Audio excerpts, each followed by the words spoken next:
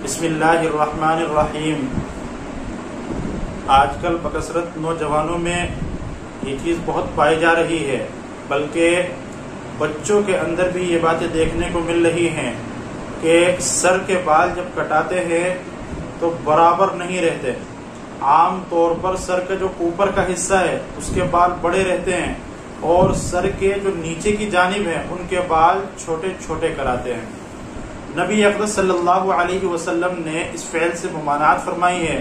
مشکات شریف میں روایت ہے، صحیح درجے کی روایت ہے، لہذا اسی روایت کو دیکھتے ہوئے، اسی روایت کے پیش نظر فقہائے اسلام نے لکھا ہے کہ اگر بالوں کی کٹنگ کرانی ہے تو اس طرح کرائیں کہ چاروں طرف سے بال برابر ہوں۔ نائی کے پاس جا کر یہ کہیں کہ بھائی بال اس طرح کاٹے کہ چاروں طرف سے برابر ہوں۔ اگر نائی اس طرح بال کاٹ رہا ہے یا آپ کٹوا رہے ہیں کہ اوپر کے بال بڑے اور نیچے کے بال چھوٹے، یا اوپر کے بال چھوٹے اور نیچے کے بال بڑے، تو اس طرح بال کاٹنا یہ ناجائز ہے۔ آپ علیہ السلام نے صراحت کے ساتھ اس فعل سے منع فرمایا ہے۔ پھر چھوٹے بچوں کی اگر اس طرح کی کٹنگ کرائی جائے تو وہ بھی ناجائز ہے۔ البتہ گناہ بچے کو نہیں ملے گا، لیکن بچے کے والدین کو گناہ ملتا ہے جو یہ کٹنگ کراتے ہیں، جو بچے کے سرپرست ہیں، بچے کے ذمہ دار ہیں۔ بہرحال بالوں کے متعلق شریعت اسلامیہ کی طرف سے ہمیں رہنمائی یہی ہے کہ بال اگر رکھنے ہیں تو برابر بال رکھیں۔ نبی اقدس صلی اللہ علیہ وسلم کی سنت کو اگر دیکھا جائے بالوں سے متعلق تو آپ علیہ السلام نے 3 طرح کے بال رکھے ہیں۔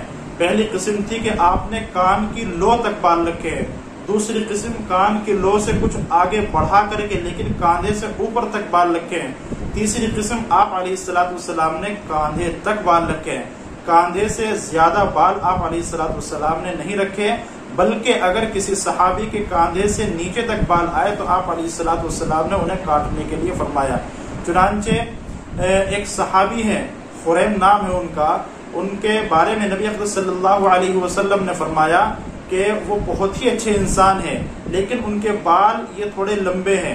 ان کے بال چونکہ کاندھے سے بھی نیچے تھے، جب ان کو معلوم ہوا کہ نبی اقدس صلی اللہ علیہ وسلم نے ان کی تعریف بھی فرمائی اور یہ بھی فرمایا کہ بال ان کے لمبے ہیں، کاندھوں سے نیچے لٹکے ہوئے رہتے ہیں، تو انہوں نے چھری لی اور اتنے بال کاٹ دیے۔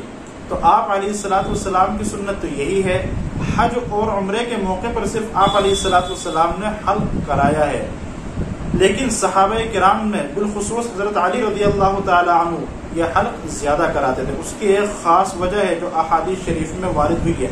بہرحال شریعت اسلامیہ کا بالوں کے حوالے سے نقطۂ نظر یہی ہے، مسلمانوں کو رہنمائی یہی ہے کہ بال رکھنے ہیں تو رکھو، بڑے بال رکھنے میں ممانعت نہیں ہے، لیکن سر کے چاروں طرف کے بال برابر ہونے چاہیے، کہیں سے چھوٹے اور کہیں سے بڑے، اس طرح کے بال رکھنا ناجائز ہے۔